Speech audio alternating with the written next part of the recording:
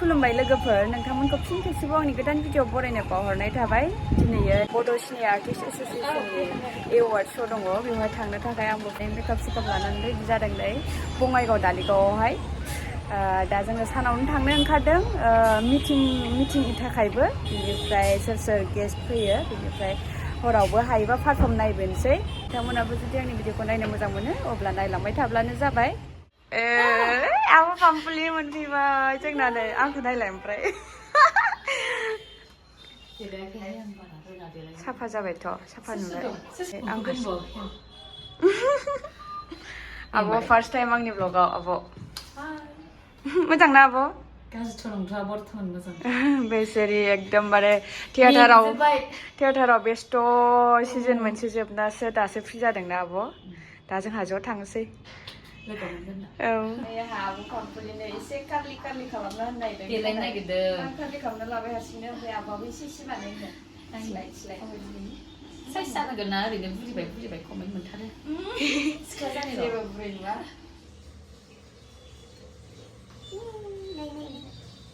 Size नुनांगोन खिन्थु एसे light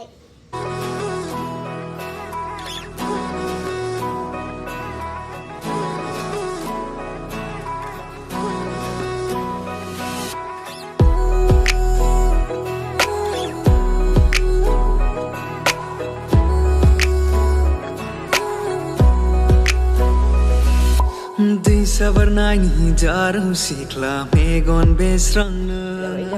जाबाय मोजां खानो हा जोंहा रेडि जाबाय लोगोफोर दा जोंहा थांसै ना आब'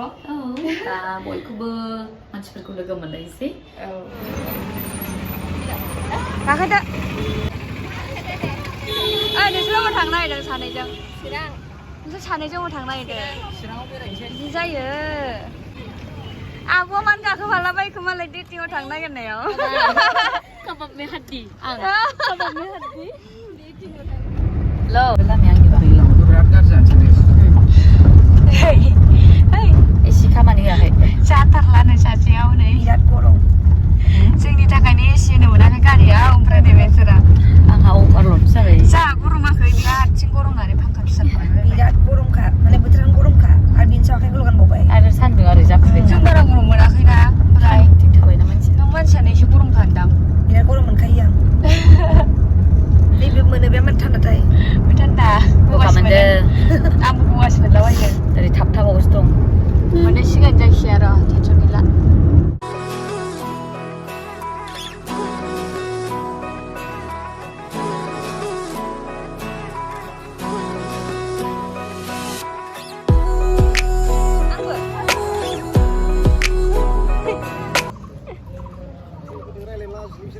नङा माथो आंनि फार्स्ट फिल्म मडार्न फिल्मनि डाइरेक्टर बिथाङा प्लास केमेरामेन डिअपि गासिबो बिथांजों दिनै लोगो मोनदों बिराद गोबावनि उनाव आरो आंनि चेनेलावबो फार्स्ट टाइम आदाखौहाय माइकेल मुसाहारि बिथांनि नामा माने केमेरायाव बांद्राय फैनाय जायाना बिसोरो खामानिखौल'सो मोजां मावो नङा जाबाय नंगौ दा जाबाय खालामनो नागिरदों आदा फट' खेबजानो नागिरदोंनो दे खेबजानो रल एक्सन फैदो आङो होमबा दोनथ'नो थां जोंना बिथांखौबो लोगो मोनबाय जों बर'नि एक्टर प्लास प्रडिउसार डाइरेक्सनखौबो नोंनो होदोंमोन नामा आं एसिस्टेन्ट डाइरेक्टर दं एसिस्टेन्ट डाइरेक्टर बिथांमोनाथ' मुभिखौ जायफोर नायबाय मिन्थिखासिगोन सिनायखासिगोन ना नामा मिथुराम ब्रह्ममोन जोंना मुभियाबो रिलिज जाखांखाबाय निउ वेब्सआवबो होबाय जायफोरा नायाखै नायनो हागोन नोंथांमोना निउ वेब्सखौ डाउनलड खालामनानै ना मोजां मोनबाय लोगो मोननानै दे साइज देलायना दङ आब'ना पारफर्म खालामगोन ना आब' नायखायो आंहा नोंनिबो एक्साइटेड जाखायो नोंसिनिखौ नैलाय आब'आबो आइलै आब' मा साइज नुदों आब' सुन्दुरि आब'फोरा मालाय नोंहा ओमफ्राय लोगो खालामसिगोन आब' आं लाजिनायसो मोनदों बिराद अभार हामदों दिन्थिबावो ना नोंहा होमबाबो जानायफ्रा दासान्दि मोजां जाथाराखै आंना आब'मोना पारफर्म खालामगोन मालाय मोजां देलायनानै दङ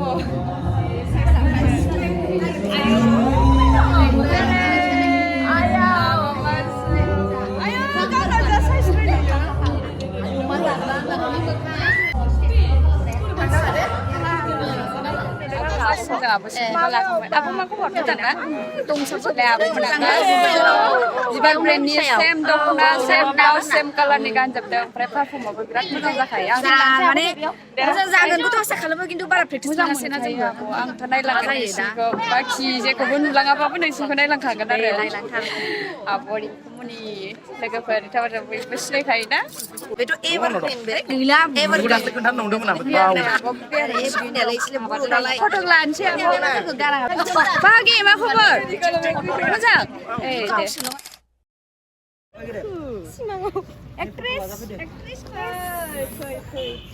आंनोलाय सोर भिडिअ लानांगौ जाखो मोनसे मोजां बाथ्रा नोंनि थाखाय जों जे नोंनि गानाव पारफर्म खालामगोन दायो निउ लुक्स नुनो मोनदों बेयाव निउ लुक्स आंबो मोजां मोनदों जायखिजाया रायजो राजायाबो मोजां मोनदों जानांगौ मोजां मोनदों बिराद मोजां मोनबाय खोनानानै जाबाय होनबा दा नायनोसै Ayo, ada.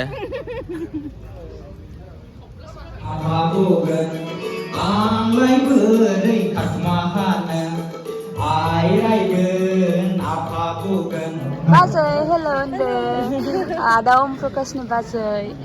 प्रग्राम नायदों जोंहा ज'नो आंखौथ' नुफागोन ना नुफालाथाय नुफायो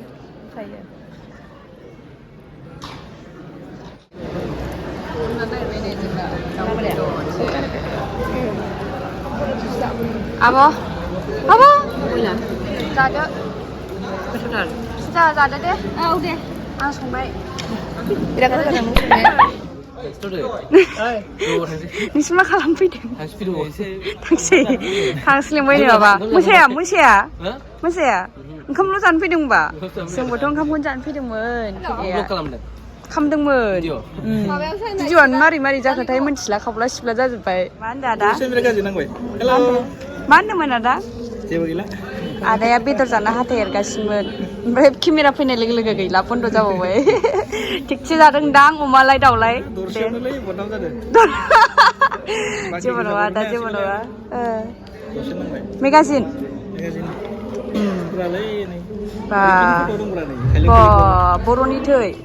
बर'नि थैयाथ' रिलिसानो जायाखैलै आयौ आं हालासो आयौ आंखौ बिदि मोदो दिनैनायखौसो होबाय आरो नामा आंखौ सिनायबावासिनो फुजाया दे नागिर आयौ दे होमबालाय आदा दे दे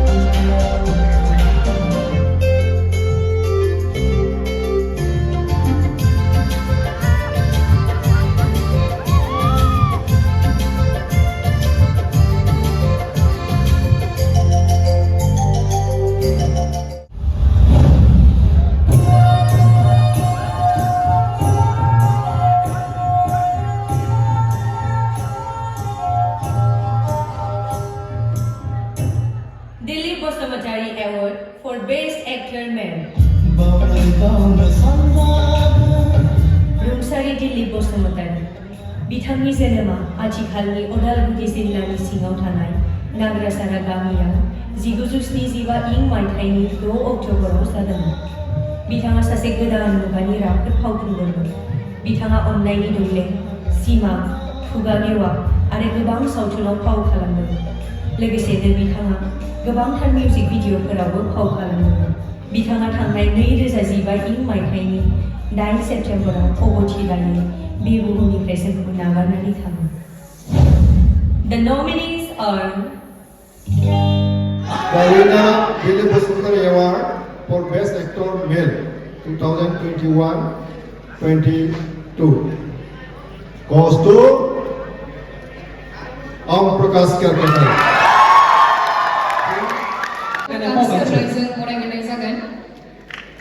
बेनि उनाव मानगोनां एमपि राज्यसभा लोगोसेनो बिथांनि थाखाय मोनसे मेमेन्ट' बयखौबो आखाइ खबनानै होनो गुरै खावलायबाय। Best Actor Female 2021 and 22 is from Dhaka Joy Kishan TV, Mona Lisa Hazwari. Thank you for this selection. Goes to Mona Lisa Hazwari for Dhaka Joy. जोरदार तालियां होना चाहिए once again यहाँ Pay. Certificate and a check of ₹1 lakh. Best for a short film बेबोसोरनि थाखाय Bodo Bima produced by Bipul Musahari. The winner of the best second Bodo short film award goes to Bodo Bima.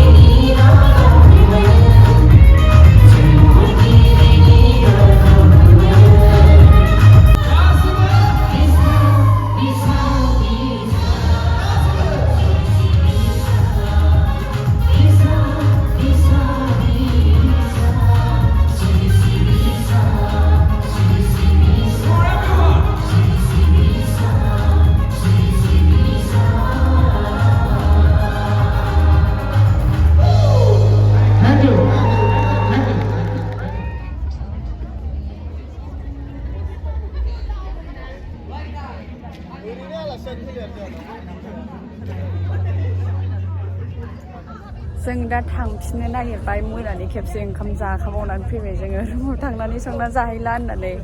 प्रग्रामाथ' दाबो जोबजोबाखैमोन थेवब्लाबो जों दा थांफिननो नागिरबाय नायजोबोबा हरनि 11-12 जानो हागौ गाबोन डिउटिबो दङ आंहा बेनिखायनो बांद्राय लेट खालामबाय थाला होननानै जोङो प्रग्रामखौ नायजोबलायला होननानै थांनो नागिरबाय आरोना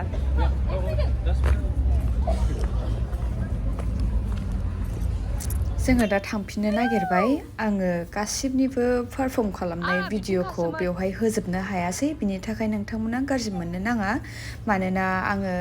गासिबनिबो पारफर्म खालामनायनि फुल भिडिअखौ होजोबोमोनबा आंनि ब्लग भिडिअआ बिराद गोलाव जागौमोन बेनिखायनो आङो जाखिनि हायो गुसुं होबाय